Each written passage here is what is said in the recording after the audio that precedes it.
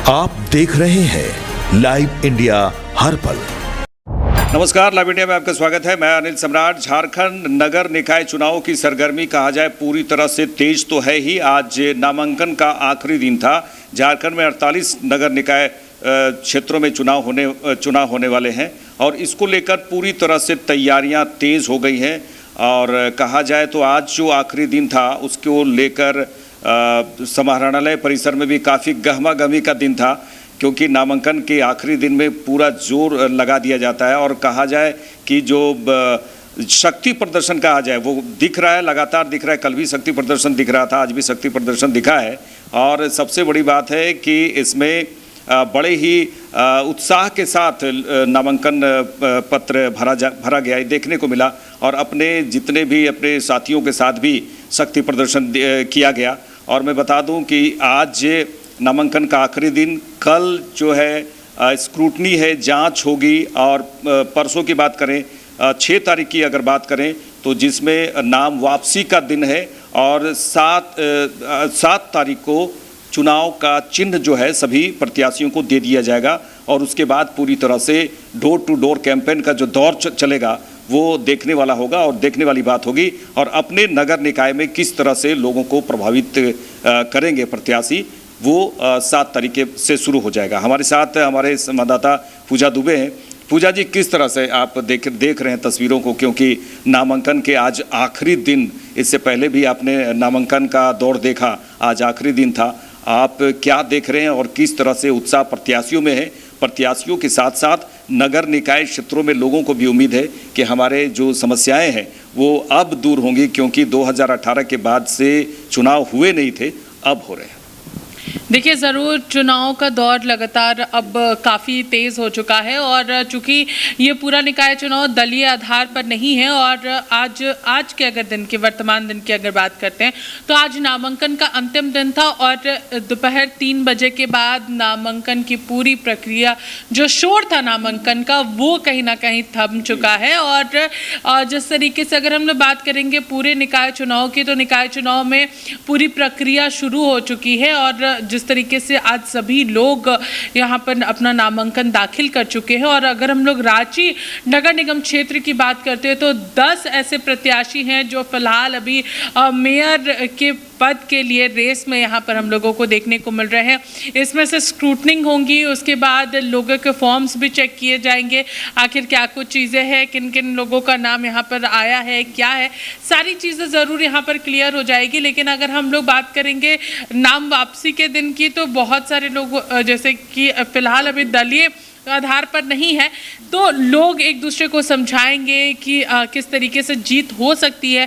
फिर भी यहाँ पर पार्टियों का जोर जो है वो काफ़ी ज़्यादा है। उन्हीं के कार्यकर्ता जो है कहीं ना कहीं वार्ड पार्षद के रूप में या फिर मेयर के रूप में खड़े हैं यहाँ पर।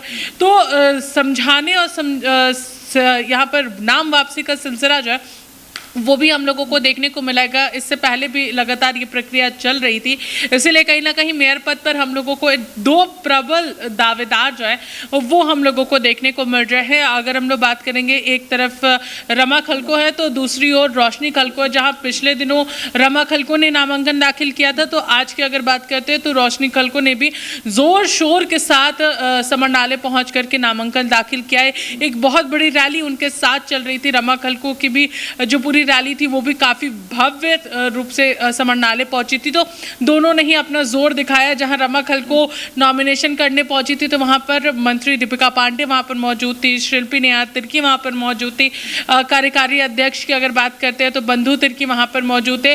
तो कई बड़े चेहरे, खुद महानगर अध्यक्ष कुमार राजा वहां पर मौजूद थे, जिला अध्यक्ष मौजूद थे। तो बहुत बड़े बड़े चेहरे जो है वो रमा खलको के नॉमिनेशन में नजर आए। तो वहीं अगर हम लोग आज की बात करते हैं रोशनी खलको की, तो भले ही रैली काफ़ी बड़ी थी, अच्छी थी, लेकिन यहाँ पर उनके साथ नवीन जायसवाल विधायक जो हटिया के, वो हम लोगों को यहाँ पर देखने को मिले थे। महानगर के जो अध्यक्ष है वरुण कुमार, वो भी वहाँ पर मौजूद थे।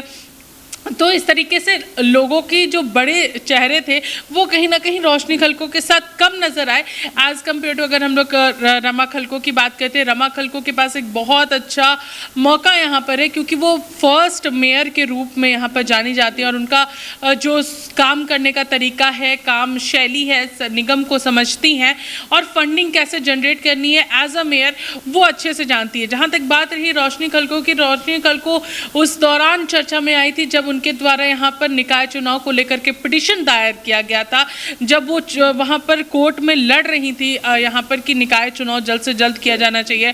ट्रिपल टेस्ट की वो लगातार यहाँ पर बात करी थी जो कि रोस्टर तैयार किया जाना था। उन सारी चीज़ों को लेकर के उस दौरान वो यहाँ पर चर्चा में आई थी। देखिए, इसमें इस चुनाव में दलीय आधार पे तो चुनाव नहीं हो रहे हैं पूजा जी, लेकिन जिस तरह से क्या मतलब सपोर्ट तो रहता ही है दलों का। देखिए, इसीलिए मैंने बताया कि रमा खलको कांग्रेस का बहुत पुराना और बहुत बड़ा चेहरा अभी फिलहाल हम लोग कह सकते हैं क्योंकि वो वर्तमान में अभी प्रदेश महिला कांग्रेस कमेटी की वो अध्यक्ष हैं और उसके बाद वो पूर्व मेयर भी रह चुकी हैं और उनके पूर्व के इतिहास की अगर हम लोग बात करते हैं तो एज अ मेयर उन्होंने बहुत सारे काम किए थे और निगम में किस तरीके से फंड जनरेट होता है उन सारी चीज़ों की भी नॉलेज उनके पास है, राजनीति का अनुभव उनके पास है। तो ज़रूर यहाँ पर दलीय आधार पर नहीं है, लेकिन लोग अपनी अपनी पार्टी की तरफ से अगर कांग्रेस और बीजेपी की बात करते हैं तो दोनों ने ही यहाँ पर अपना अपना एक रुख चेहरा जो है वो साफ यहाँ पर रखा है, चाहे वो रोशनी खलको बीजेपी की तरफ से हो या फिर कांग्रेस की तरफ से बात करते हैं तो रमा खलको है। तो ये चीज़ें बहुत क्लियर है। धनबाद में भी सेम चीज़ रखा गया, उनके तरफ से भी अग्रवाल को यहाँ पर मौका दिया गया है, तो वहीं दूसरी ओर कांग्रेस की तरफ से भी एक ऐसे ही चेहरे को मौका दिया गया, शकील अहमद को वहाँ पर मौका दिया गया। तो दो अलग अलग चेहरे हम लोगों को दोनों तरफ से देखने को मिल रहे हैं और आज जिस तरीके से नामांकन का जो शोर था वो थमा है, उसके बाद अब यानी कि 7 तारीख को जब यहाँ पर सब लोगों को सिंबल्स मिल जाएंगे, सिंबल के बाद हर एक वार्ड में एक अलग शोर गूंजता हुआ हम लोगों को नजर आएगा क्योंकि यहाँ पर अगर हम लोग बात करते हैं तो सभी लोग बैलेट पेपर के आधार पर इस बार चुनाव होने वाला है, तो लोगों को समझाना भी होगा क्योंकि ईवीएम से पहले सभी लोग बैलेट पेपर के ही आधार पर करते थे। आज भी ऐसे कई ग्रामीण क्षेत्र है जहाँ पे जिन लोगों को नहीं समझ में आता वो लोग आज भी बैलेट पेपर के आधार पे ही करते हैं। तो उन सारी जगहों पर जहाँ पर कंप्यूटर सिस्टम ठीक से काम नहीं करता, इंटरनेट सुविधाएं ठीक से सुलभ तरीके से नहीं मिल पाती हैं, तो हम लोग सबसे पहले जब काउंटिंग होती है तो कहते हैं कि बैलेट पेपर फिलहाल खुला है, बैलेट का बॉक्स खुला है। तो वो दौर एक बार फिर से यहाँ पर है और इस बार तो 48 नगर निकाय क्षेत्रों में और लगभग 48 लाख बैलेट पेपर यहाँ पर छपवाए गए हैं। तो उससे अनुमान लगाया जा सकता है कि लोगों को यहाँ पर सिंबल के आधार पर सारी चीज़ें समझनी भी होगी और अपने मन पसंदीदा जिसे भी जनता पसंद करती है उसके सिंबल को जानना होगा क्योंकि दलीय आधार पर नहीं है। यहाँ पर ना तो कमल छाप है, ना ही पंजा छाप है, ना ही कैची छाप है, सबको अलग अलग यहाँ पर सिंबल्स दिए जाएंगे। देखिए, सिंबल 7 तारीख को तो मिलेंगे ही, लेकिन प्रत्याशियों में भी उत्साह है। और सबसे बड़ी बात देखिए पूजा जी, जिस तरह से नगर निगम का चुनाव है और इसमें जिस तरह से जो परेशानियां होती हैं वो जो लोग हैं वो रख नहीं पाते थे, कहाँ रखेंगे क्योंकि मेयर नहीं थे और चुनाव भी लंबे समय के बाद हो रहा है।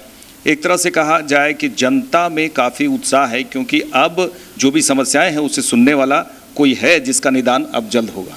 देखिए, ज़रूर पूरा नगर निगम की अगर हम लोग बात करते हैं तो पूरे नगर निगम को संभालने वाले अभी फ़िलहाल एडमिनिस्ट्रेशन था, एडमिनिस्ट्रेटिव डिपार्टमेंट के लोग थे, प्रशासक थे, उप प्रशासक थे, सहायक प्रशासक थे, साथ ही साथ एडिशनल प्रशासक थे।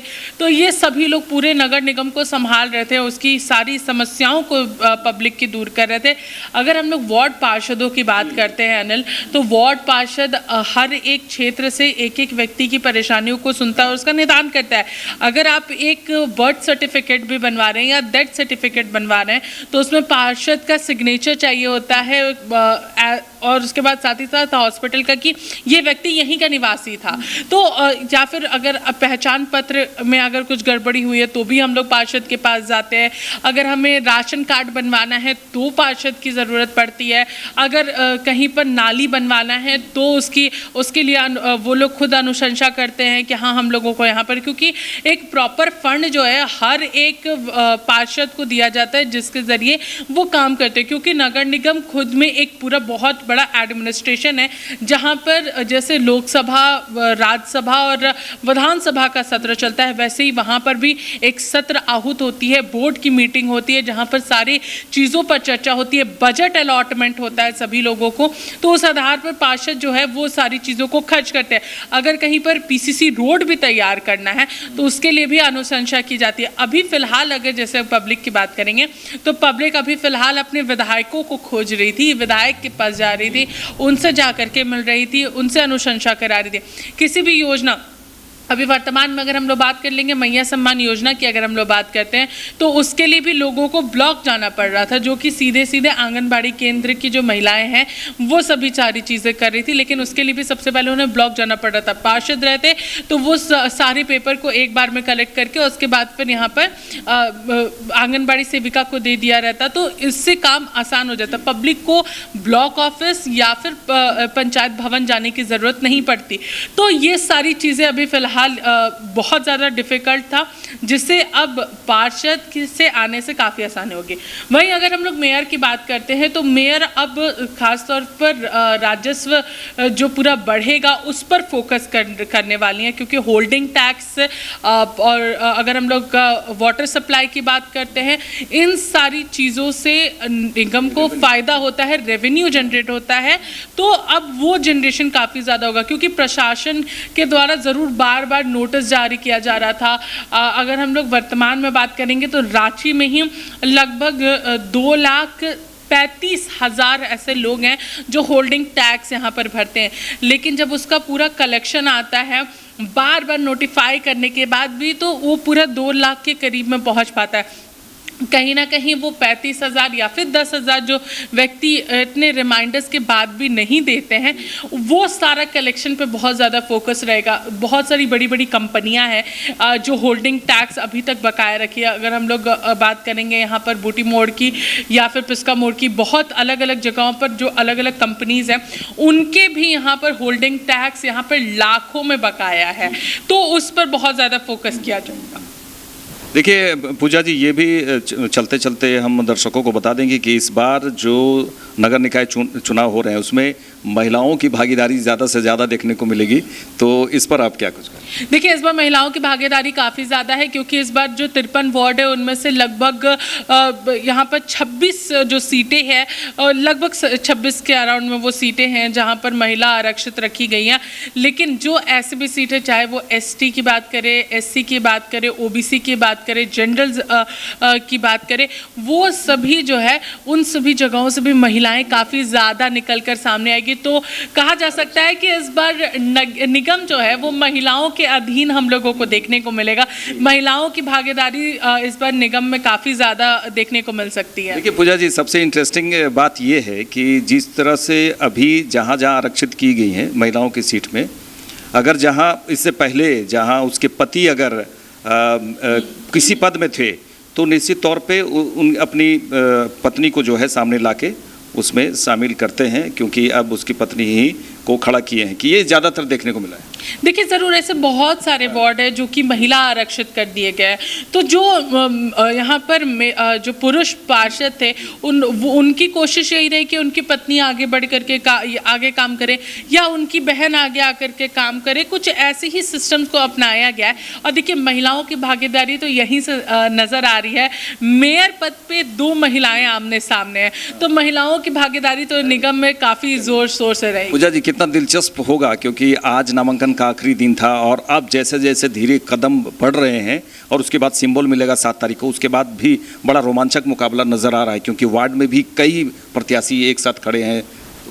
देखिए, मुकाबला काफ़ी दिलचस्प रहने वाला है, क्योंकि कई ऐसे पार्षद हैं जो आमने सामने की टक्कर में होंगे। जो महिला आरक्षित सीट है वो जो पार्षद है वो अगर आसपास में अच्छा काम किए हैं तो वो पार्षद दूसरे वार्ड की तरफ शिफ्ट कर गए हैं जहाँ पे काम कम दिख रहा है, उस तरफ भी वो लोग जा रहे हैं। तो इससे मुकाबला बहुत ज़्यादा दिलचस्प होगा, क्योंकि एक अगर पार्षद काम किया है अपने वार्ड में और दूसरे लोग उसकी तारीफ अगर कर रहे हैं तो फिर उसका पूरा बेनिफिट उस दूसरे वार्ड पे पे उनको मिल सकता है कि हाँ अगर वो वार्ड ठीक है तो ये भी ठीक हो सकता है, सारी सुविधाएं मिल सकती है। तो मेयर देखिए धनबाद और रांची का जो पूरा निकाय पद रहे बुंडू तो सबसे पहले धनबाद की बात करेंगे क्योंकि धनबाद शुरू से हॉट सीट रहा है। उसके बाद अब अगर रांची की बात करें, झारखंड की राजधानी है रांची, अगर रांची में जिसकी मेयर बन जाए तो उसका दबदबा बहुत ज़्यादा रहता है क्योंकि शहर की पहली सरकार कहते हैं हम, शहर की सरकार कहते हैं इसे, क्योंकि शहर को कहीं ना कहीं निगम ही संभालती है। शहर से ऊपर जो बाकी जो निचले स्तर का पूरा काम है वो कहीं ना कहीं निगम ही सारी चीज़ों को हैंडल कर रही है। विधायक तो बाद में आते हैं, पहले मेयर पार्षद सारी चीज़ों को संभालते हैं। पूजा जी, 23 फरवरी को बैलेट पेपर से मतदान है, तो दर्शकों 23 फरवरी को बैलेट पेपर से मतदान है, तो अब मुकाबला भी दिलचस्प होने जा रहा है और कई जानकारियां भी पूजा जी से मिली है और इसमें भागीदारी कई प्रत्याशी चुनावी मैदान में हैं और लोग अब किसे चुनेंगे, अपना जो सरकार, नगर की सरकार किसे चुनेंगे वो देखने वाली बात होगी। बड़ा ही दिलचस्प मुकाबला होगा और पूरी तरह से अगर प्रशासन की बात करें तो जरा सा प्रशासन की भी बात कर लें पूजा जी, प्रशासन किस तरह से तैयारियों में जुटा है और सुरक्षा की जरा से जल्दी से। देखिए सुरक्षा के मद्देनजर जितने भी बूथ होंगे वहां पर सुरक्षा कर्मी अलॉट किए जाएंगे। जिस तरीके से प्रॉपर विधानसभा या लोकसभा का चुनाव होता है उसी तरीके से निकाय चुनाव भी हो रहे हैं। वहां पर प्रशासन की पूरी पुख्ता इंतजाम किए जाएंगे। वहीं बस और अन्य ऑटो सभी चीज़ों का, ट्रकों का इस्तेमाल किया भी जाएगा जहां से सारे बैलेट पेपर को शिफ्ट करना है, क्योंकि काउंटिंग जो है यहाँ पर रांची के अगर पूरे वार्ड की बात करते हैं तो वो ट्रांसपोर्ट नगर में किया जाने वाला है, रिंग रोड में किया जाना है। तो सारे बैलेट पेपर को जो बुंडू से और ये सारी जगहों से आएंगे वो सभी चीज़ें वहीं पर काउंटिंग होने वाली है और ये लंबे 2 से 3 दिनों तक ये पूरी काउंटिंग का सिलसिला चलेगा। रिजल्ट जो है वो 27 को काउंटिंग की प्रक्रिया जो है वो 27 से शुरू होगी और जब पूरी काउंटिंग की प्रक्रिया हर वार्ड की पूरी होते जाएगी वैसे वैसे रिजल्ट जो है वो सामने आता चला जाएगा और मेयर का भी चेहरा उसी तरीके से क्लियर होगा। तो बहुत लंबा समय लगेगा, 3 दिन कम से कम समय जो है वो यहाँ पर लगने वाला है काउंटिंग के लिए, क्योंकि हर एक वार्ड की बात करें तो कहीं पर 10,000 लोग रहते हैं, कहीं पर 20,000 लोग रहते हैं। तो उस हिसाब से आप अनुमान लगा सकते हैं 53 वार्ड है तो 53 वार्ड के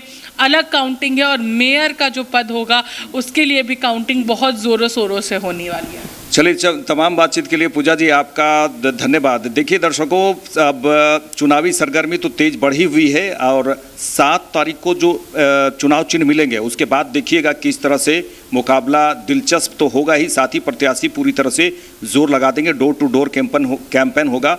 अब सीधे सीधे पूरी तरह से जो चुनाव प्रचार का शोर होगा वो देखने को मिलेगा और सबसे बड़ी बात यह है कि जनता, नगर निकाय की जो जनता है वो चुनेगी अपनी नगर निकाय की सरकार और पल पल की खबरें हम आपको लाइव इंडिया में दिखाते रहेंगे कि पूरी तरह से नगर निकाय चुनाव मय हो चुका है। पूरी तरह से झारखंड नगर पूरी तरह से जहां जहां भी चुनाव हो रहे हैं और पल पल की खबर हम आपको दिखाते रहेंगे। देखते रहिए लाइव इंडिया। नमस्कार।